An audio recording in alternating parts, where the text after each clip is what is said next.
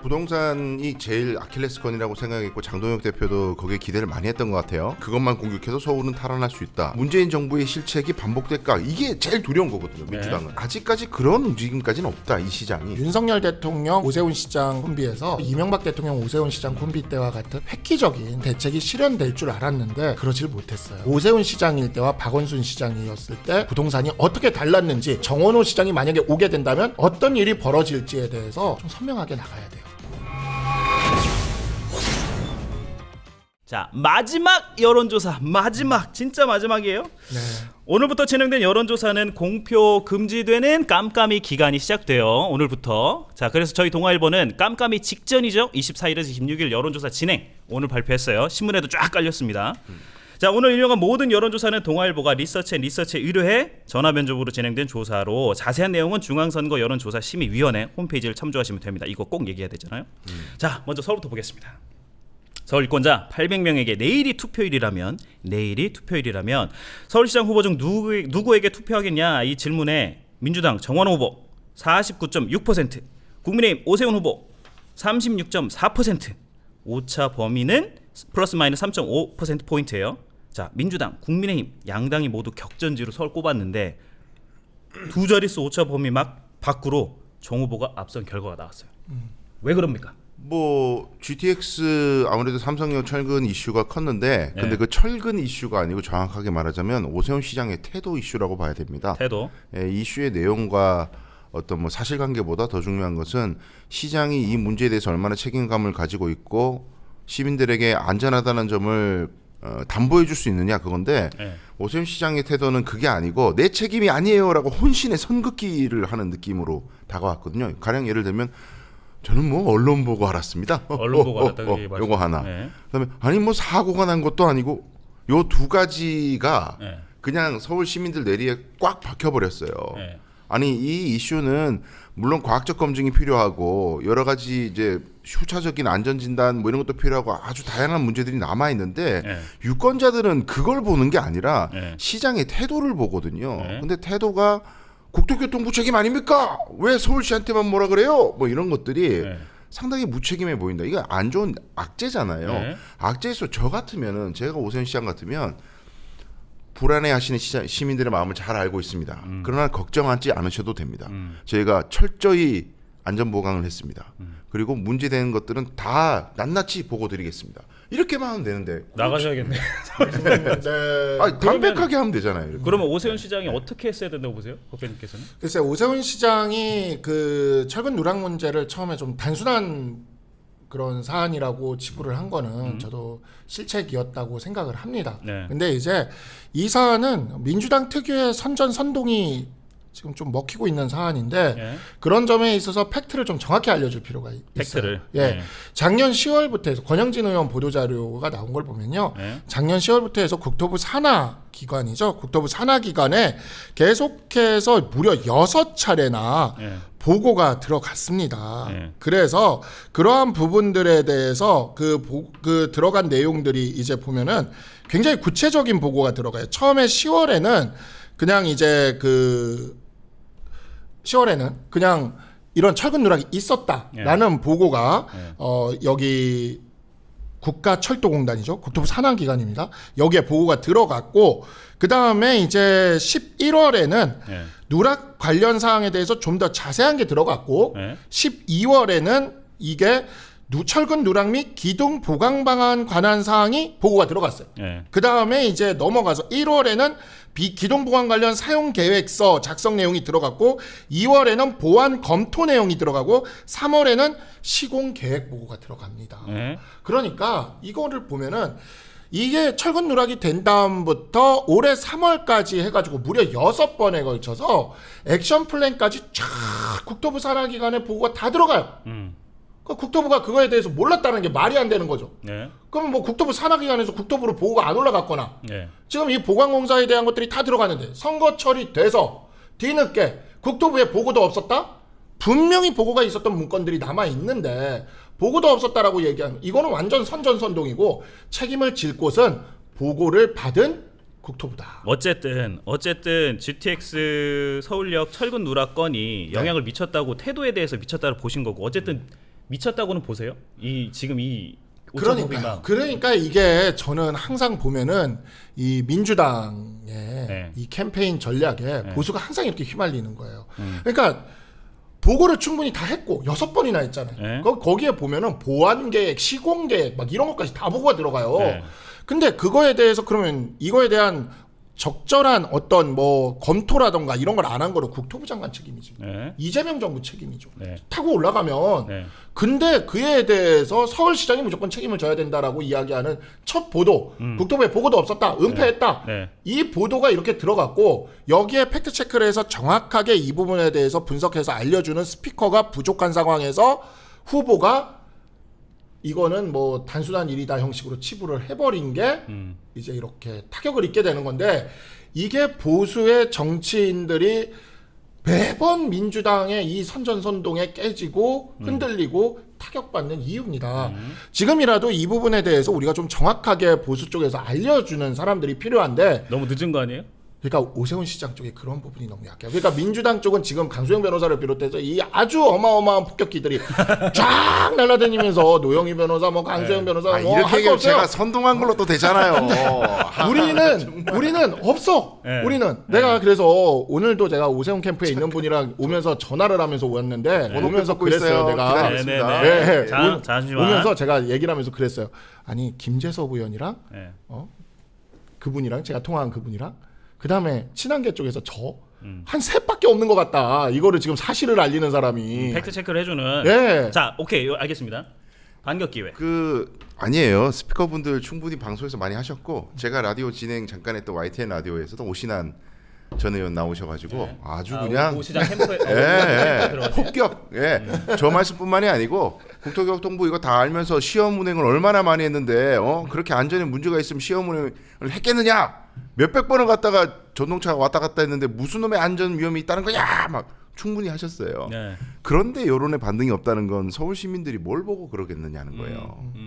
이거 국토교통부 책임이에요. 이거 철도공단 책임이에요. 남 탓하고 있는 상황이 너무 싫은 거예요. 서울시는 그럼 책임이 없으십니까? 네. 그건 아니잖아요. 네. 서울시장의 태도가 그게 아니어야 되는 거죠. 네. 이건 오히려 반전의 계기로 삼을 수 있었던 것을 오세훈 시장이 거꾸로 저 방금 말씀하시는 것도 보고 다 됐는데요. 아니 그게 중요한 게 아니고 지금 우리 괜찮냐. 그리고 철근뿐만이 아니고 혹시 네. GTX 여기에 다른 문제도 있지 않을까. 시민들은 그게 불안한 거죠. 왜냐하면 감리가 체크리스트에 아무 이상 없다고 해버렸어요. 네. 현대건설이 보고를 했는데도 감리는 그렇게 체크를 했어. 감리는 현대건설 직원이 아니라 서울시가 돈을 주고 서울시 대신해서 공사 현장을 잘 감독해달라고 모신 사람들이 감리 아니에요. 네. 근데 감리가 어떻게 저런 짓을 하지? 감리만 정상적으로 일을 했어도 이런 일이 있을 수가 없어요. 왜 저렇지? 이거 이상하다. 이 공사 현장이 총체적으로 뭔가 문제 있는 거 아니야? 라고 불안을 느낄 때 요거를 잠재워줘야 되는 거지. 내 책임이 아닌데 민주당이 선동하고 있어요. 이거는 시민들이 원하는 답이 아니었다. 아니었다. 요 말씀 드리는 겁니다. 제가 요거 하나만 여쭤볼게요. 네. 마지막이에요. 이거 내가, 마지막. 바로 노영희 이게. 변호사한테도 제가 이거를 물어봤었는데 노영희 변호사 정확히 답변을 안 해주시더라고. 네. 아니 이렇게 볼 수가 있어요. 이거를 철근을 누락한 사람은 그 탱크 이벤트를 한 스타벅스 직원. 그 다음에 이거에 대해서 결제 라인에 탱크 이벤트 보고를 받아가지고 했던 사람으로서 스타벅스 사장 정도가 되겠죠? 그 임원은 오세훈 시장. 쭉쭉쭉쭉쭉쭉 또 타고 올라가서 보고를 받겠죠? 신세계 회장은 이재명 대통령. 이렇게 놓고 본다고 했을 때 지금 스타벅스의 탱크 사태에 대해서 정용진 회장이 책임을 져야 된다고 했잖아요. 그러니까 그러면 결제 라인 타고 쭉쭉쭉쭉쭉쭉 올라가면 지금 국토부 산하기관까지 보고된 거는 지금 공문으로 다 나와 있잖아요. 그러면 국토부 위에는 대통령이 계시는 거니까 그러면 이재명 대통령이 책임져야 되는 거 아니에요? 스타벅스처럼 치면. 자, 그러니까 정리하면 지금 아니 그러니까 이게 민주당이 하는 방식이에요. 네, 저는 네. 이러한 방식으로 우리 당에서도 제대로 좀 이런 것들을 스피커들이 세게 나가야 되는데 우리 당의 스피커들은 열심히 그 해명에 그치기 때문에 그 자잘한 부분에서 싸우는 거죠. 아니 그렇게 치면 스타벅스도 정영진 회장이 책임을 져야 된다면서요. 10초만 주세요. 10초만. 자, 할 얘기가 너무 많은데 자 10초 주고 끝냅니다. 네, 10초만 더 할게요. 주고. 10초만. 자, 이재명 대통령이 책임이 있는지는 따로 따져보시고요. 이재명 대통령이 책임이 있다고 가정한다면 오세훈 시장이 책임이 없어집니까? 오케이. 그거 아니잖아요. 알겠습니다. 다 진짜 알겠습니다. 넘어가야 돼. 이제 네. 넘어가요. 철근 여기 딱 정리하고 이게 보면은 서울 지역 민심에서 가장 민감한 게 부동산인 말이에요. 네. 부동산. 이게 이제 부동산 시장이 다시 좀 꿈틀대고 있고 네. 심지어 1주택 비거주 장기보유세 손질 움직임도 있어요. 이게 사실 부동산 세제 건들면 그 지금 정부 여당에게는 좀 불리한 이슈일 수밖에 없잖아요. 그럼에도 불구하고 서울에서 대통령 긍정평가 저희 조사 결과 68.7% 나왔고 정원호 후보도 오차범위 밖 우세예요. 이건 어떻게 해석해야 돼요?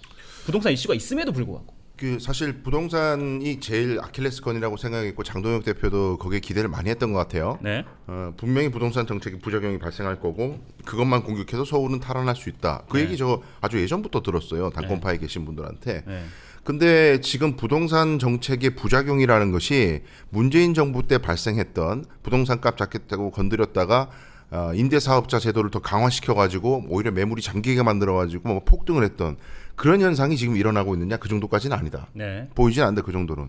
그리고 또 중요한 포인트. 그러니까 체감할 정도의 부동산 어떤 심각한 그렇죠. 그런 것들은 없다. 네, 그렇지는 않고 부작용이 발생한 것은 아니고 네. 두 번째는 가장 또 큰 이슈가 주식 시장이 지금 뭐 용광로처럼 끓고 있잖아요. 아하. 그러니까 주식 시장으로 자산이 이동할 수 있는 가능성, 네. 부동산에 돈이 묶이지 않고 주식 시장에 자산이 이동할 수도 있다라는 가능성, 네. 외국인들이 많이 들어오고 있다는 그 모습 이런 것들이 뭔가 부동산 시장 하나만, 부동산 주택 가격 이거 하나만으로 전체 유권자들 흔들 수 있는 판이 안 되고 있다. 선거 판세를 움직일 정도의 어떤 부동산의 심각한 어떤 그런 것들은 없다. 그렇죠. 그러니까 강남에 계신 분들이나 뭐 다주택자들의 불만이 중요한 게 아니고 네. 오히려 정책의 부작용 때문에 집이 없는 청년들이나 네. 전세를 전전하고 있는 사람들이 집을 가지고 싶어 하는데 그걸 못 가지게 되는 그 문재인 정부의 실책이 반복될까 이게 제일 두려운 거거든요. 민주당은. 그런데 아직까지 그런 움직임까지는 없다 이 시장이. 그리고 선거 이후에 또 계속해서 후속 대책이 나오리라고 기대하는 모습들도 보여서 네. 이것 때문에 그러니까 중산층 정통적으로 민주당을 지지해왔던 30대 40대 중산층들이 민주당 이것들 안 되겠네라고 하는 그 비토 정서가 생기지 않고 있다. 이게 중요한 포인트 같습니다. 어떻게 보세요? 부동산 이슈? 부동산 이슈에 있어서는 사실 이 육공화국 이후에 부동산 이슈에서 제일 자유로웠던 거는 이명박 대통령 오세훈 시장 시절이에요. 네. 그때 정말 닥치고 공급 이게 들어가면서 이게 시장에서 먹혀서 박근혜 대통령 때까지 부동산이 처음으로 안정화됐던 그게 있었거든요. 네. 그런데 이제 우리가 조금 기대를 했던 것이 윤석열 대통령 오세훈 시장 콤비에서 과거 이명박 대통령 오세훈 시장 콤비 때와 같은 어떠한 그런 획기적인 그러한 대책이 실현될 줄 알았는데 사실 그러질 못했어요. 그게 이제 어찌 보면은 오세훈 시장이 뉴타운이나 이런 것들을 통해서 사실 서울시장이 되는데 굉장히 큰 힘을 얻었지 않았습니까? 그게 있었음에도 불구하고 지금 고전을 하는 지점인 것 같아요. 그래서 다시금 그때 그 뉴타운 때의 분위기를 다시 한번 살려내 보려고 노력을 하고는 있는데 이것이 아까도 말씀을 드렸지만 퍼져나가는 힘에 있어서 지금 우리 당이 가지고 있는 플랫폼이 너무 약하고 그 다음에 개별 어떤 스피커들로서의 그런 역할들이나 이런 것들이 민주당보다 좀 취약하다 보니까 이것이 지금 좀 우리가 밀리고 있는 고전하고 있는 그런 이유지 않을까. 근데 그러한 본질을 좀 정확하게 알려줄 필요가 있습니다. 그러니까 오세훈 시장일 때와 박원순 시장이었을 때 부동산이 어떻게 달랐는지 그래서 정원호 시장이 만약에 오게 된다면 어떤 일이 벌어질지에 대해서 좀 선명하게 나가야 돼요. 선명하게. 예, 이게 제가 좀 저는 요즘 부산 북각 캠페인에 너무 집중을 하고 있다 보니까 서울시에는 간간히 이렇게 방송에서만 이야기를 하지만 좀 답답합니다. 어떤 부분이 제일 답답해요? 좀 더 선명한 스피커들이 빵빵하게 터트려주는 아니 왜냐면 저희가 지금 보면 민주당은 너무 많아요. 예, 그래서 너무 많아요. 강소영 변호사만 해도 얼마나 대단합니까? 에이. 넘어오세요 빨리. 예? 아니 대구에서 왜 민주당을 하고 계세요? 넘어오세요. 아니, 그냥. 자, 방송사 패널들이 보수 패널들이 친한계로 쫙 깔려 있어요. 그렇지. 근데 거의 대부분 친한계거든요. 근데 그 친한계 분들이 그럼 균형 있게 좀 하시지 그랬어요. 제가 하고 있잖아요. 제가 열심히 하자. 오늘도 지금 한동훈 집중하고 얘기 있잖아요. 하시니까. 자, 이게 그 웃으면서 얘기할 수 없는 부분을 한번 짚어볼게요. 서소문 고가 철거 붕괴 사고가 있었어요. 그래서 사망자 분들도 발생했고, 근데 이거를 안 짚을 수는 없어요. 이게 지금 선거에 영향을 어떻게 좀 미칠 거라, 어떤 식으로 미칠 거라고 좀 보시나요? 네, 이거는 제가 태도의 문제라고 제가 안 그래도 말씀드렸었는데 네. 오세훈 시장이 이제 그 뭐 좀 특별한 어떤 태도 논란을 일으킬 만한 무책임성은 보이지 않았다고 생각하는데, 근데 저는 좀 더 나아가서는 이게 자꾸 왜 제가 오세훈 시장에 대한 조언을 하는지 모르겠지만. 오 시장 입장에서는 어쨌든 모든 것이 서울시장 내 재임 기간에 일어난 일이니 네. 책임을 통감한다. 네. 다시 이런 일이 발생하지 않도록 만전을 기해야 할 것이다. 우리 서울시 공무원분들은 네. 뭐 이런 식으로 약간의 책임을 통감하는 태도를 보이는 게 오히려 반등이 될 수가 있는 거예요. 근데 이것도 혹시나 네. 선을 긋거나 이거 안전진단 이렇게 안전 등급이 떨어지고 문제가 된 게 세월이 아주 깁니다. 저한테만 문제가 있다고 하면 이거 선동입니다. 혹시 이렇게 되치면 최악입니다. 그냥 심플하게 많은 분들이 돌아가셨고 일터에서 이거 중대재해처벌법으로 어디까지 책임 물을 수 있냐 이런 거 검토하는 분들도 있어요. 네. 그러니까 오히려 이 상황에서는 바짝 책임 통감한다는 말씀하시면 오히려 더 나을 거다 그 말씀드립니다. 이게 강변 말씀에서 조금 연결해 보면 여야 모두 이번 사고에 대해서는 좀 정쟁을 좀 하지 말고 선거 유세도 조금 많이 좀 톤다운 시키고 하는 걸로 했어요. 결국은 양당 모두 이게 이제 설화를 좀 조심한다고 보면 되는 거예요. 선거가 이제 6일밖에 안 남았잖아요. 그렇죠. 아무래도 그리고 이 사고 자체가 그 안전진단에서 D등급 받은 곳을 이제 해체하는 과정에서 이렇게 벌어진 또 사고지 않습니까? 네. 그러니까 안전을 생각해서 진행을 하던 과정에서 벌어진 사고이고 그러다 보니까 저는 이런 부분에 있어서 민주당이 과거처럼 막 또 약간 이 부분에 있어서 선전선동을 하면 오히려 이게 역풍이 불 수도 있는 맞아요. 사안일 것 같았는데 민주당이 그걸 자제를 시키더라고요. 네. 제가 그걸 보면서 야, 민주당도 이제는 선거를 굉장히 민감하게 기민하게 움직이면서 선거를 하는구나라는 느낌을 받았고 어쨌든 사고를 가지고 이런 참사를 가지고 정치적으로 이용하는 건 이제 좀 우리가 여야가 함께 성숙해지면서 멈춰야 될 때가 되는 것 같고 어제 방송에서 제가 어떤 분이 그걸 얘기하더라고요. 아까 좀 강소영 변호사 잠깐 얘기했지만 중대재해처벌법 뭐 오세훈 시장의 책임을 물을 수 있냐면 이걸 저한테 물어보는 분이 계시던데 네. 그거는 지금 따지는 게 지금 의미가 없다. 그리고 이게 안전진단 D등급 받은 곳을 해체하는 과정에서 그렇게 사고가 난 건데 네. 그렇다면은 그것을 D등급 받은 거를 해체하는 진짜 위험한 작업이지 않습니까? 그거를 그러면 그런 리스크에 대해서 그 묻기 시작을 하면 누가 이제 안전진단 그런 D등급 받은 것에 대해서 결정권자가 네. 그걸 해체하고 재시공하는 거를 결정하기가 쉽게 할 수 있겠느냐라고 하는 거를 이야기를 하니까 또 그에 대해서는 말하기가 힘들어 하더라고요. 그러니까 이런 점들이 있어서 이 부분은 좀 차분하게 지나가는 게 맞을 것 같고 네. 양쪽 다 지금 현재 그렇게 가고 있는 것 같습니다. 알겠습니다.